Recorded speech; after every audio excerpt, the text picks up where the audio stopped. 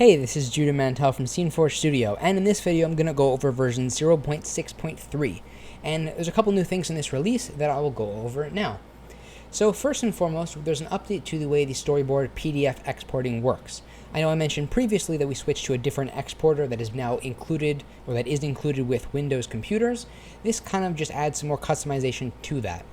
So if you go to Configure Storyboard, you have a new option down here that says Chromium Setup, because the PDF exporter uses a Chromium-based browser to do that conversion from SceneForge to a PDF. Now, Windows devices already have that. Microsoft Edge is Chromium-based, and so you'll see it'll automatically pick up the Edge executable, and you don't really have to do anything with it.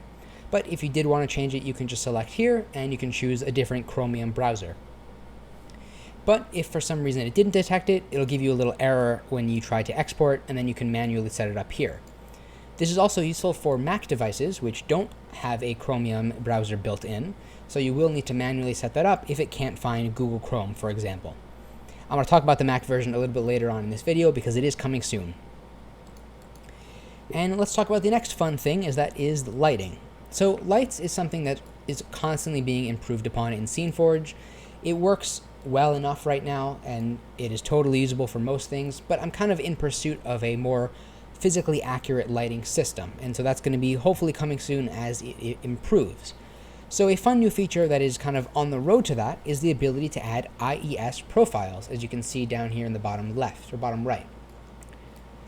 IES profiles are essentially files that are distributed by manufacturers of physical lights that describe how the light is distributed inside an area or a room.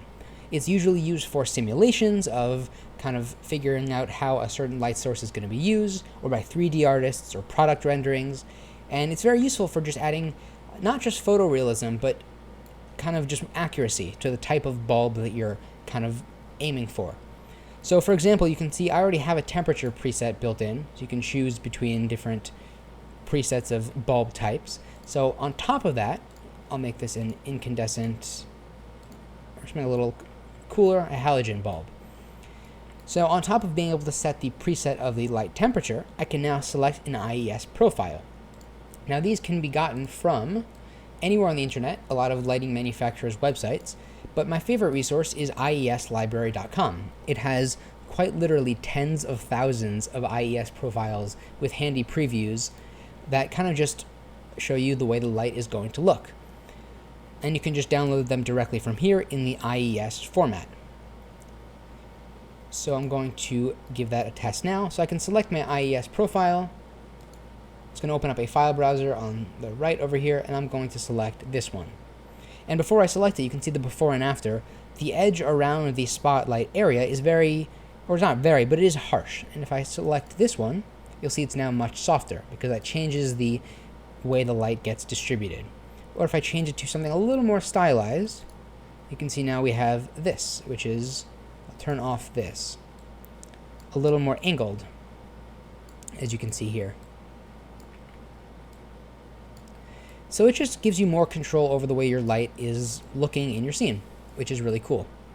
Now right now this works just with IES files, but in the future you can use any texture, this is coming in the next release, to essentially act as what's called a lighting cookie, which is essentially a mask on top of the bulb of your light that does the following.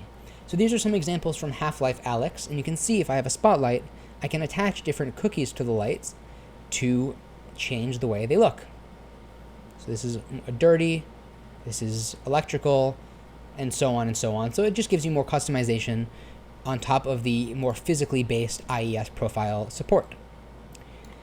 Now that that's out of the way, let's talk about the Mac version. It is almost done, and if you're interested in beta testing it, you can email support@sceneforge.app letting us know, or you can follow up, you can reply to an email that's going to get sent out by the end of this week. It has full feature parity to the Windows version, but until the beta is a little more stable, it's going to be, updates are going to come in a little slower. In any case, that's coming soon, and I'm really excited about it. And so with that, thank you so much for watching. This has been version 0.6.3. I will see you in the next video.